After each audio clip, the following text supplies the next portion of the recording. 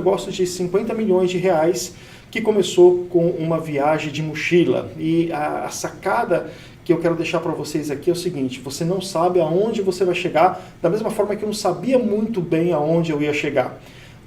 Mas toda caminhada, toda jornada começa com um primeiro passo. E eu vou contar essa história para vocês.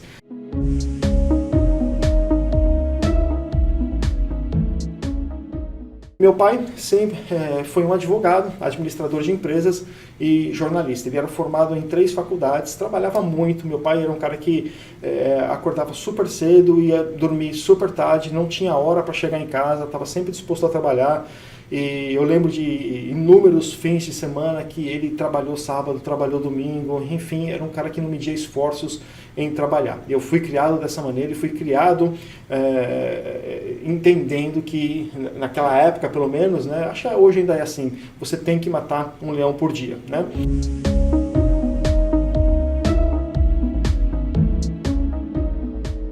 Minha mãe, a vida inteira, ela foi minha mãe. Ela ficou em casa, cuidou da gente.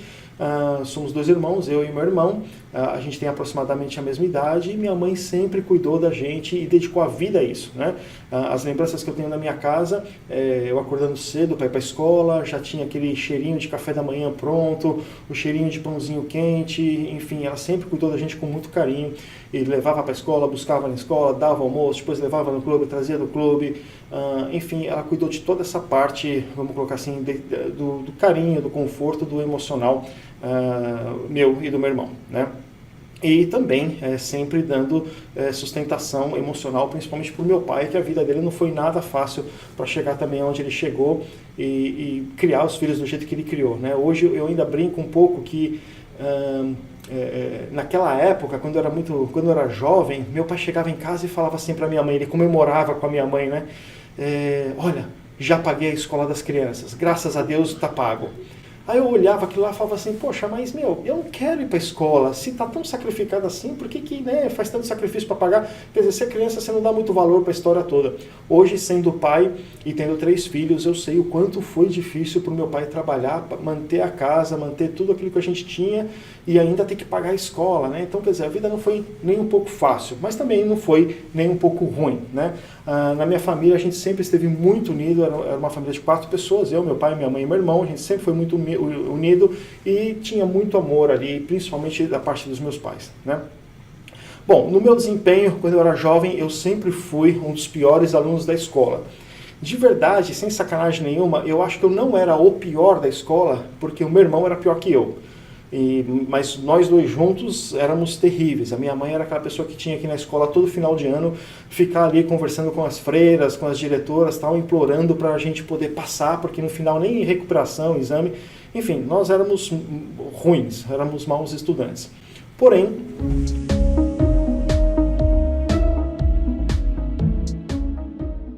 a gente sempre foi muito popular na escola. Não popular naquele sentido ruim, mas popular porque a gente sempre agitava algum evento, a gente sempre organizava alguma coisa, a gente sempre estava se mexendo, fazendo alguma coisa. Ou seja, a escola foi um período muito bom. Eu e meu irmão, a gente participou muito de tudo, a gente só não gostava de estudar. No resto, a gente liderava em absolutamente tudo. Eu lembro que durante uma fase difícil do meu pai, a gente teve que sair da escola particular para ir para a escola estadual. E quando eu cheguei na escola estadual, cara, era horrível, era nojento, era fedido, tinha gato para tudo quanto é lado, xixi, cocô de gato, era uma desgraça. E a hora que eu cheguei naquela escola, uma semana depois, eu já estava agitando ali uma vaquinha, mutirão, com vários alunos para a gente comprar uma máquina de pressure washer para poder lavar a escola, entendeu? Então a gente sempre liderou, a gente sempre teve essa postura, independente de ser bom aluno ou mau aluno.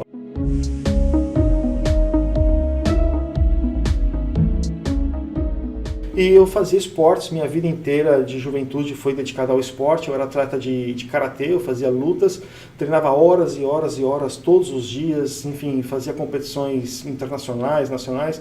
Eu era muito bom nisso aí, tá? Mas eu não tinha muita noção do que eu ia fazer da minha vida, eu não tinha nada, eu não sabia para onde eu ia caminhar.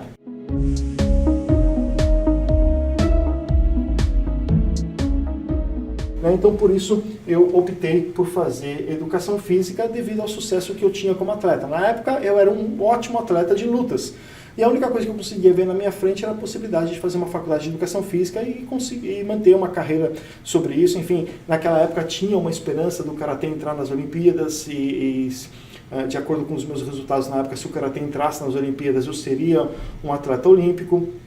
Mas enfim, também não rolou. Eu fiz a faculdade de educação física do mesmo jeito. Minha faculdade foi 70% zoeira e 30% estudo, né? Eu estudava aquilo que me interessava, que era biologia, anatomia, musculação, fisiologia. Mas a maioria das matérias da faculdade realmente não me interessava, também não era tão bom aluno assim, mas nas matérias que eu gostava, eu sempre fui um dos melhores, né? Na faculdade eu comecei a entender o prazer de estudar e conhecer, enfim, eu comecei a ter o prazer de ter conhecimento. Isso foi muito legal na faculdade. Mas 70% da minha faculdade, zoeira pura, foi um ótimo período na minha vida também, mas até então, meio que eu saí da faculdade sem saber exatamente o que eu ia fazer.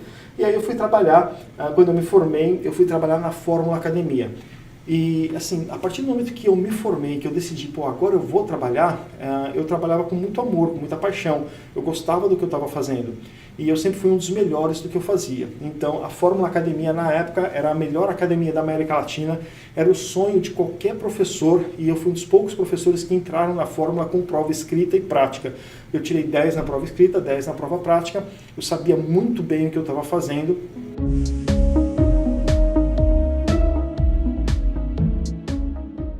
E fui trabalhar na Fórmula Academia, inventei o Aerofighting, fiz aquela modalidade de ginástica com movimentos de luta. No Brasil, fui eu e o Geraldão, que até hoje, se não me engano, ele é técnico da Seleção Brasileira de Karatê. Esse cara foi um dos melhores lutadores de Karatê que já passaram no Brasil, um excelente atleta, era muito amigo meu, porque a gente treinava junto, era da seleção, e ele, em 6 meses, a gente se encontrando, montando alguma coisa, né? Mesmo sendo funcionário, eu tinha essa mentalidade de empreendedor e a gente desenvolveu o Aerofight. Colocamos em algumas academias, foi sucesso total, saiu na TV, foi um negócio muito legal. Bom, deixa eu passar.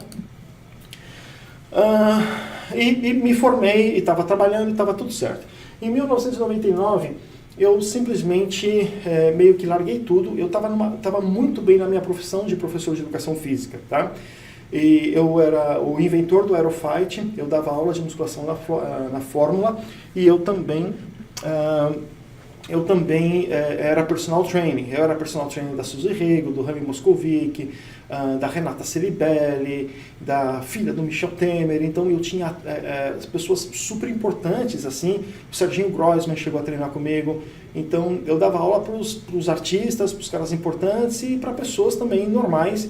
E eu acabei me destacando como um dos melhores personagens training também da Fórmula, que poderia ser considerado um dos melhores personagens do Brasil, né? E eu estava ganhando muito bem. Naquela época eu já tinha até uma condição de vida bem legal, mas não estava feliz, não era o que eu queria.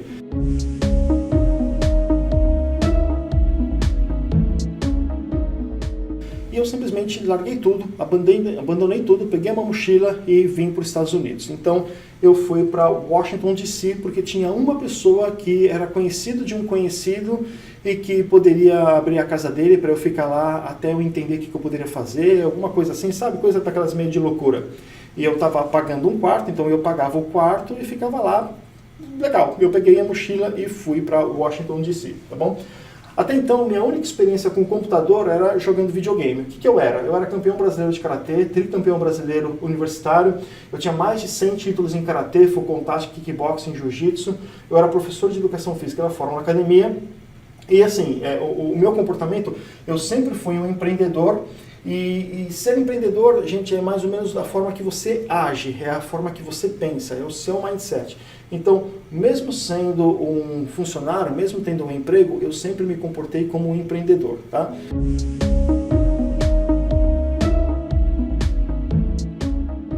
Bom, quando eu cheguei em Washington, eu encontrei esse camarada aqui, que era o Mario Yamazaki. Como é que foi isso? Que quando eu cheguei em Washington, eu me instalei na casa daqueles amigos, a gente, enfim, me familiarizei um pouco. Uma semana depois eu estava procurando uma academia para eu treinar, porque eu não queria ficar sem treino, né? Porque eu era lutador.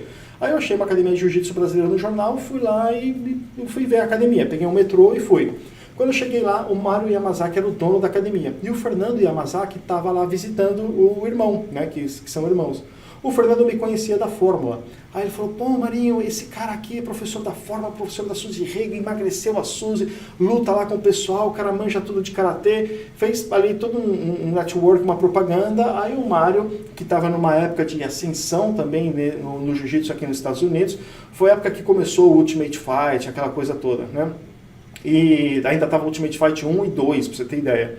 Aí o Marinho falou, pô, que legal, cara, você quer ficar aqui treinando com a gente? Vem treinar quando você quiser, a hora que você quiser. E eu comecei a treinar com eles e quando a gente viu, estava fazendo uma amizade muito legal. Esse aqui é um dos caras mais sensacionais que eu já tive o prazer de conhecer, o Mário Yamazaki, é um cara que, assim, adoro esse cara, adoro esse cara. Esse cara foi fundamental na minha vida.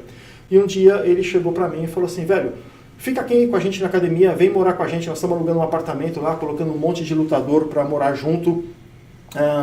Fica com a gente, aí você, né, treina, faz sparring aqui na academia, dá para você ganhar uma grana fazendo algumas lutas, algumas coisas assim, fica aqui com a gente. Eu não pensei duas vezes, falei, pô, que legal, cara, vou poder morar com os lutadores, enfim, eu tava meio que largado no mundo mesmo, peguei minhas coisas e fui, e a gente começou a morar junto num apartamento, eu, o Mário e mais alguns lutadores, né.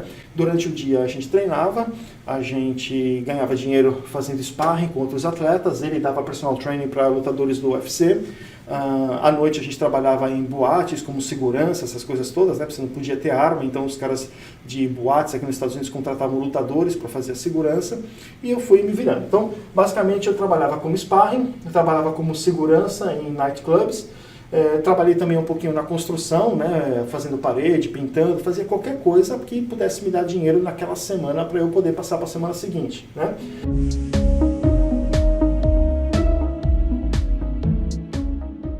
E morando junto com os lutadores na academia, eu descobri a internet. Por quê? Porque um deles, deixa eu ir mexendo no mouse aqui para não parar o vídeo, um deles também veio do Brasil, era lutador, foi morar com o Mário, e o negócio dele era a internet, o cara era programador, o cara era meio gênio, o nome dele é Hamed, também um cara sensacional, uma das melhores pessoas a qual eu já pude ter o prazer de conhecer.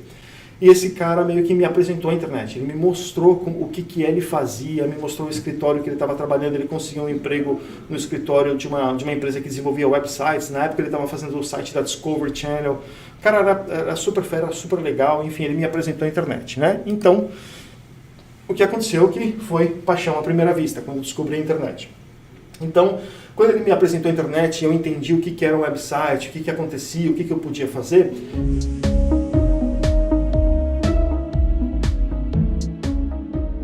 Eu imaginei fazer um website para gerenciar treinamento independente da academia, porque essa era a minha realidade, é o que eu fazia. Eu era professor de educação física, eu dava aula de musculação, tinha personal training.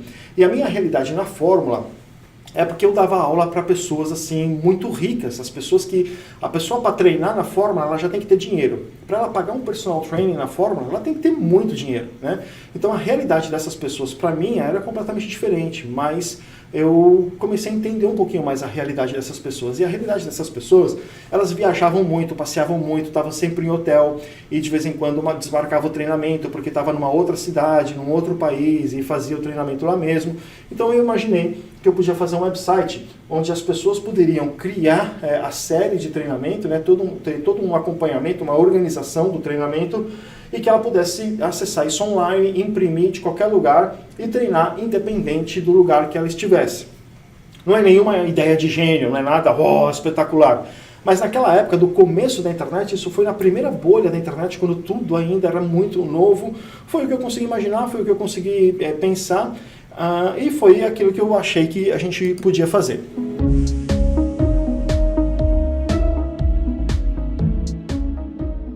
Bom, então, no ano de 2000, eu já estava sentado projetando o meu primeiro site, né? Eu lembro que eu peguei um papel enorme, coloquei numa mesa assim, fui fazendo fluxograma de treinamento. Então, tá aqui, a lógica do sistema, era um sistema que criava séries de treinamentos. E, por exemplo, a pessoa queria ganhar massa muscular, era homem e podia treinar 3 vezes por semana, criava uma série para essa pessoa que era completamente diferente de uma pessoa que queria simplesmente emagrecer, era mulher e treinava 5 vezes por semana. Então o sistema, eu fiz um fluxograma todo que o sistema ia organizando e dava a série certa para a pessoa, né? Na hora que eu fui fazer isso aí, então, que o meu amigo me explicou mais ou menos como era, eu falei, pô, tá aqui o planejamento, eu quero montar esse site. Aí eu descobri que eu tinha que pagar por programação e design, não ia cair do céu, eu tinha que pagar para ele fazer isso para mim, né? E aí eu voltei para o Brasil com essa ideia pronta para conseguir investimento.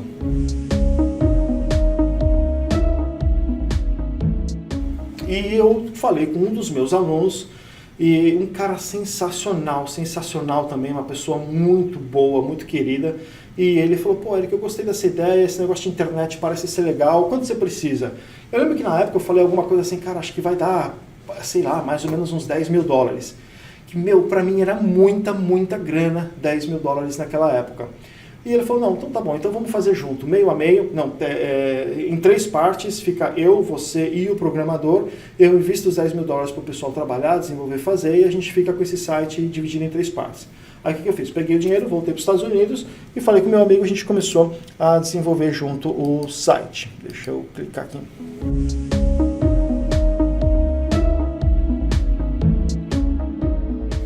Bom, em 2001, ou talvez até um pouquinho antes de 2001, esse site estava no ar, era o totalfitness.com. E lançamos o site, eu consegui implantar ele em algumas academias, porque no Brasil eu tinha autoridade nesse segmento de treinamento, de personal training, essa coisa toda.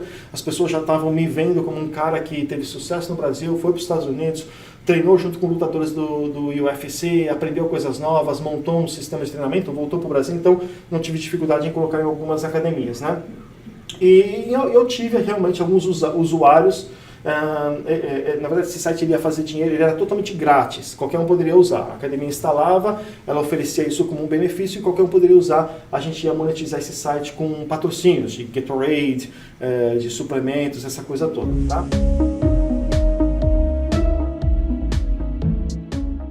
Mas em pouco tempo, mais ou menos com 6 meses, esse site funcionando, a gente não tinha muito usuário, mas não ganhava dinheiro.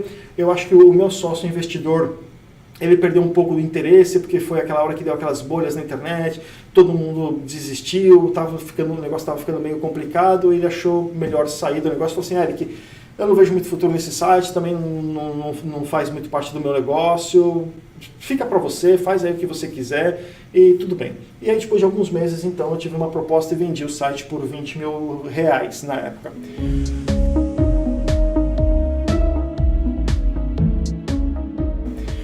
Cara, R$20 mil na minha mão naquela época era muito, muito dinheiro. Eu nunca vi tanto dinheiro de uma vez só. R$20 mil porque eu vendi um site, um sistema. Eu pensei, caramba, então isso é um negócio que eu tive ideia de fazer, eu sentei numa mesa, eu bolei o negócio todo, eu achei o investimento, a gente conseguiu desenvolver, colocamos no ar, está funcionando e agora alguma pessoa se interessou, achou que poderia aproveitar isso e comprou o site de mim, comprou o sistema, né? E eu falei, pô, que legal, é isso que eu quero fazer pro resto da vida. Então eu comecei a despertar muito mais interesse na internet aí, né? Porque aí eu percebi que realmente dava para ganhar dinheiro.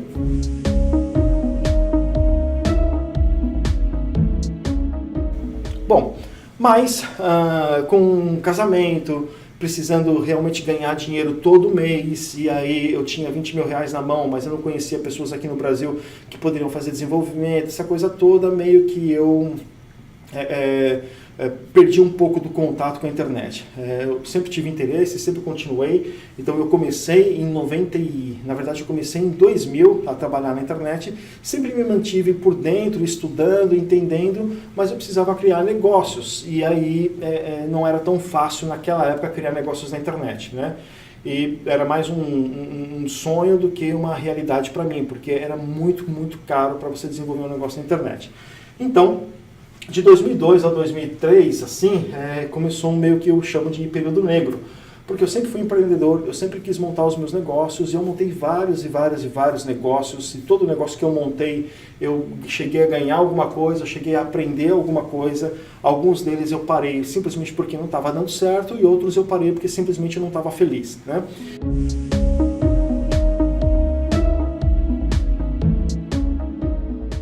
Mas enfim, então eu criei negócios fora da internet. Eu montei um jornal de negócios em oportunidades, empregos em concursos, tá bom? E eu investi todo o dinheiro da venda do meu apartamento, porque eu tinha um apartamento nessa época, eu investi todo o dinheiro da venda do meu apartamento nesse projeto do jornal, que não deu certo, eu quebrei, perdi todo o dinheiro do meu apartamento e ainda fiquei com uma dívida gigantesca, tá?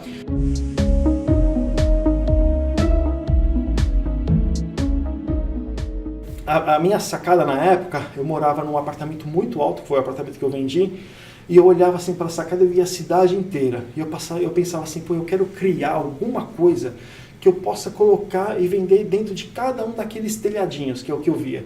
Eu pensava, pô, nem que seja uma caneta, mas alguma coisa que eu quero criar que eu possa escalar. Eu sempre tive essa mentalidade de escalar.